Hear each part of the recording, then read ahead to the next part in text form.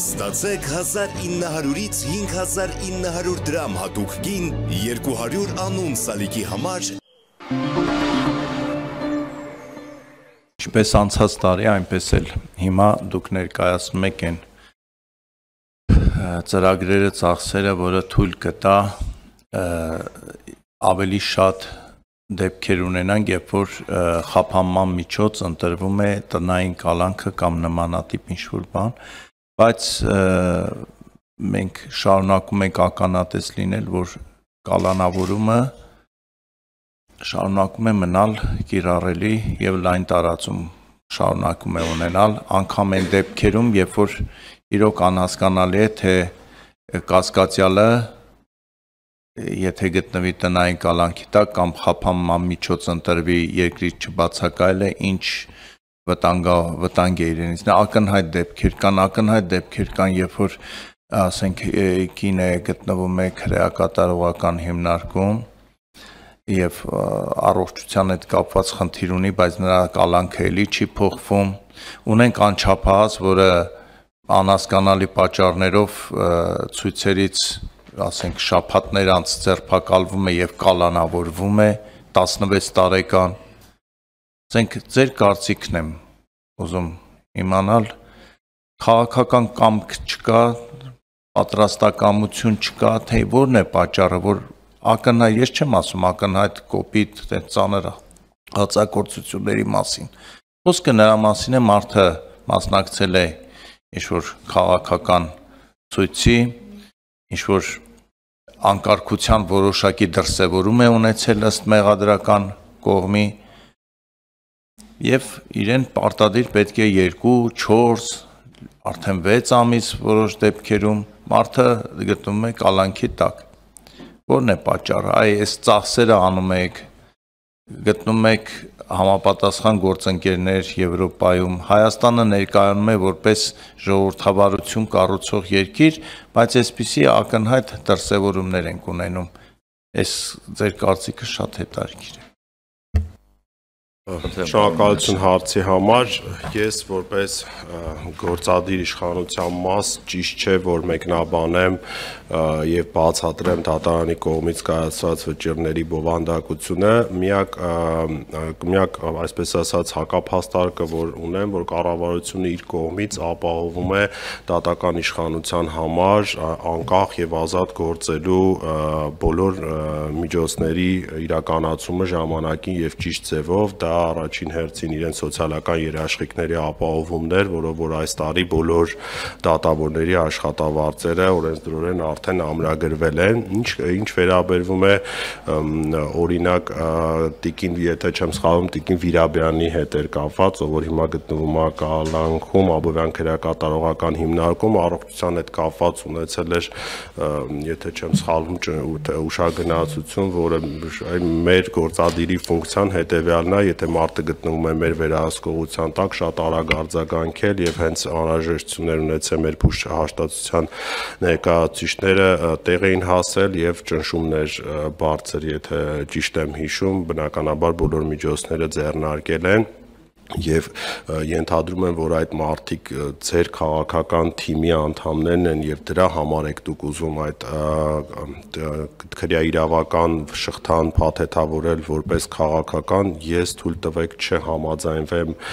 ձեր գնահատականի հետ և այսօր մենք ունենք մի իրավիճակ և շատ հաճախ մարդիկ մեղադրվելով կոռուպցիայի մեջ կամ զանգվածային անկարգություններ իրականացնելու մեջ փորձում են որպես պաշտպանական միջոց հենց իրենց կատարած ենթադրյալ հանցագործությունը փաթեթավորել որևէ քաղաքական մոտիվներով, որը որ ես չեմ գտնում, որ այդպես է։ Շնորհակալություն։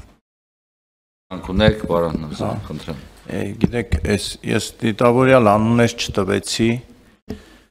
որովհետև խնդիրը քաղաքական թիմի անդամ չլինելու մեջ չէ։ Կան բազմաթիվ մարդիկ, որոնք քաղաքական որևէ թիմի անդամ չեն, հանրահավաքներին չեն մասնակցել, այլ ուղղակի մեղադրվում են տարբեր արարքների մեջ, որը էլի վտանգավորություն չի ենթադրում հանրային կյանքի կամ իրենք այնպիսի ազդեցիկ մարդիկ չեն, որ կարողանան ճնշում գործադրել կողմերի վրա, այդ մարդիկ նույնպես կալանավորվում են։ Այդ մարդկանց մասին, որովհետև քաղաքական թիմի անդամ չեն, որևէ մեկը չի բարձրաձայնում, բայց այդ մարդիկ ամիսներով շարունակում են մնալ կալանավայրում, սպասելով թե դատը երբ կլինի կամ այդ դատական ծանրաբեռնվածությամբ նիստերը երբ կավարտվեն, այդ մարդը հասկանա ինքը դատապարտվում է, թե չի դատապարտվում։ Այս համատարած են, դուք էլ կարող ինձանից լավ գիտեք այդ փաստերը։ Ես ուղղակի կոնկրետ օրինակ ունեինք, որ ուշագնացություն է եղել, կին է, 2 անչափահաս երեխաների մայր, այդ ակնհայտ դեպքն էլ ունենք։ Ես ուղղակի ուզում եմ ասել, բա այդ ծախսերը, որ անում ենք, որ տնային կալանք լինի, չգիտեմ ինչ լինի, ձեռնաշղթա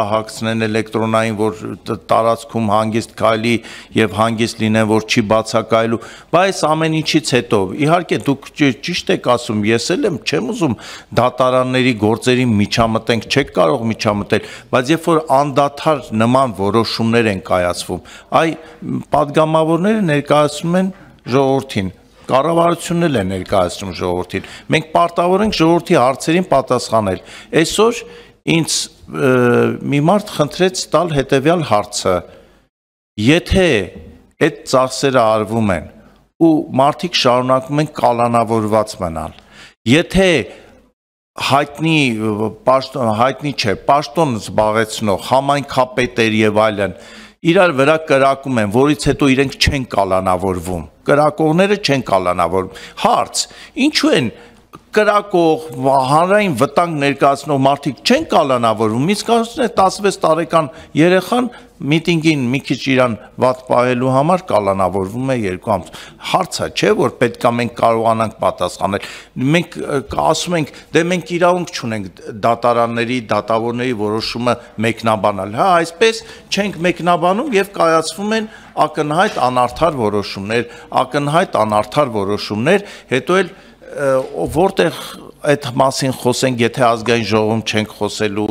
ով է պատասխանելու այդ որովհետև որևէ դատավոր, որևէ ակնհայտ ապօրինի կայացված որոշման համար մեխանիզմ էլ չկա, որ ինքը պատասխան տա։ Շնորհակալություն դիտարկման համար։ Ես փորձեմ փաստերով ապացուցեմ, որ ձեր ասած կարծիքը շատ սուբյեկտիվ է։